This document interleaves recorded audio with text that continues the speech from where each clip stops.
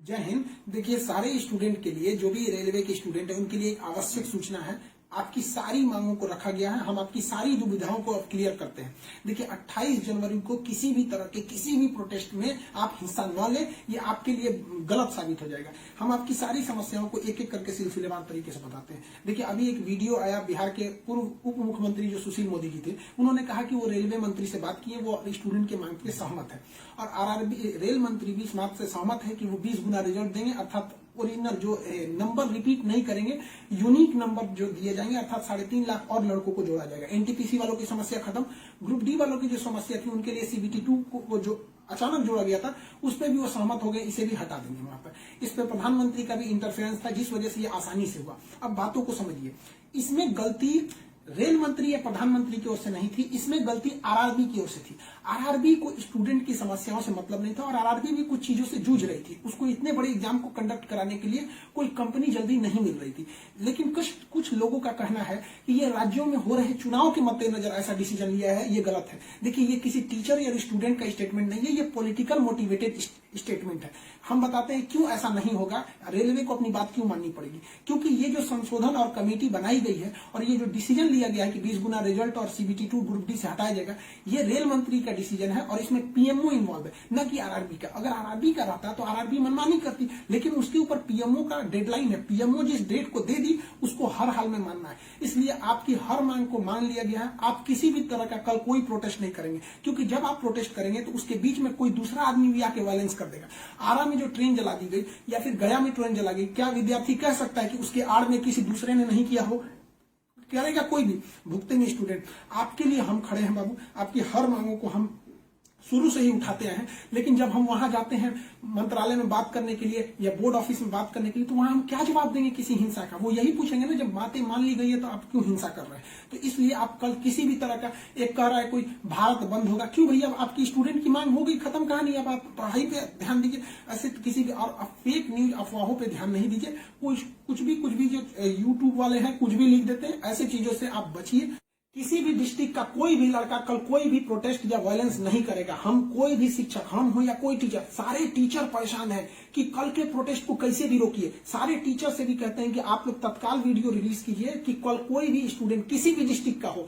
Railway को intelligence मिला है, रेलवे इंटेलिजेंस वाले हमको कह रहे हैं कि गोरखपुर के कुछ लड़के प्रोटेस्ट कर रहे हैं। गोरखपुर के लड़के क्या अलग से हैं? आप कहीं के भी हो, बिहार, नवादा, नालंदा, कहीं के भी हैं, आप कल कोई प्रोटेस्ट नहीं करेंगे। आपकी मांगों को माना जा चुका है। हम बता रहे हैं कि इसमें पीएमओ इस बात को माना है, न कि आरआरबी। आरआरबी अगर बोलती तो हम भी कहते हैं कि हाँ, आप 100% भरोसा नहीं कर सकते। इसलिए कल कोई भी प्रोटेस्ट नहीं होना चाहिए, कोई भी बंद नहीं। आप आराम से पढ़ाई कीजिएगा। पॉलिटिकल और भी कुछ बातों का कहेंगे। देखिए, और स्टूडेंट जो कोचिंग के पास आए हैं, या जो कहना है भाई, देखिए स्टूडेंट आप सबने बहुत साथ दिया, हम लोगों ने भी आपका साथ दिया, आपने भी बहुत सारे टीचर्स का आप भी साथ दिया। आप सब लोग को हाथ जोड़ के धन्यवाद कहते हैं। लेकिन सारे स्टूडेंट से कहते हैं, देखिए जो भी लड़कों पे केस हुआ है, अभी उसको हम लोग लीगल तौर पे देख रहे हैं कि उन स्टूडेंट के साथ क्या होगा। और जो हम लोग के ऊपर एफआईआर हुई है, उस पर खुद प्रशासन, डीएम और एसपी साहब जो भी पटना के हैं, उन्होंने खुद कहा है कि हर टीचर को वो अपनी बातों को कहने देंगे। एक्चुअली उन लोगों ने गलत न्यूज देखा है, जिस आधार पर उन्होंने बताया गया है। बाद में अभी कोचिंग एसोसिएशन की पूरी टीम गई थी, उन्होंने लीगल दिखाया, तो उन लोगों ने भी एक्सेप्ट किया है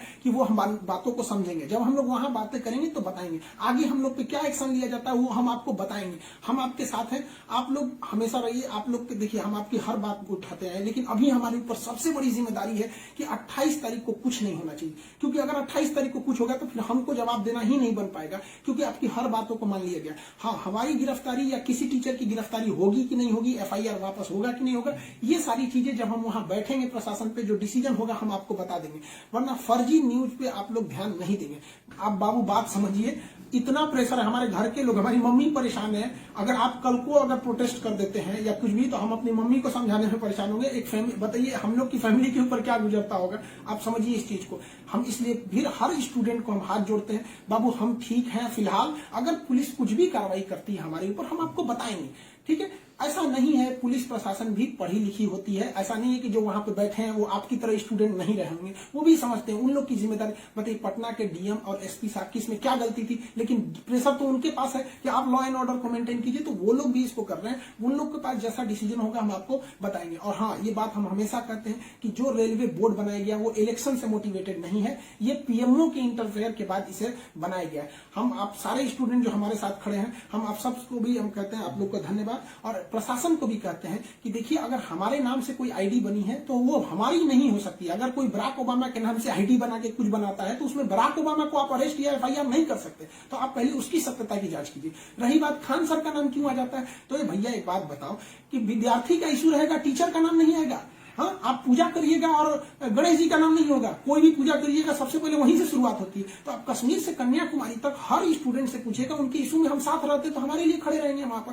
तो इसलिए इसको भी समझिए वहां पर। और स्टूडेंट से भी कहते हैं देखिए, हम आपकी बातों को ले, हम अपना सब कुछ दाव पे लगा दिए, लेकिन हमको इससे हम आखिरी सांस तक स्टूडेंट के लिए रहेंगे।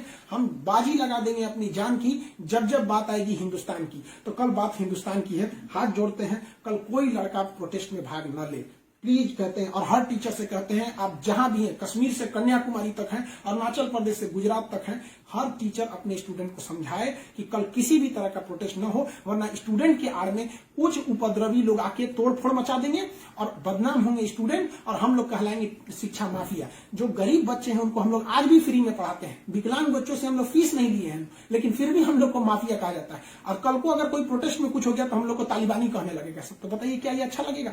सारे स्टूडेंट को कहते हैं, आप सब लोग हम आपके साथ खड़े हैं, आप भी हम लोग के साथ खड़े हैं। सारे टीचर्स स्टूडेंट को मना करें, कल किसी भी हाल में 28 जनवरी 20 बार कहते हैं 28 जनवरी कोई भी प्रोटेस्ट, कोई भी हिंसा बर्दाश्त नहीं होगी। इस प्रोटेस्ट में हम या कोई भी टीचर साथ नहीं है आपके।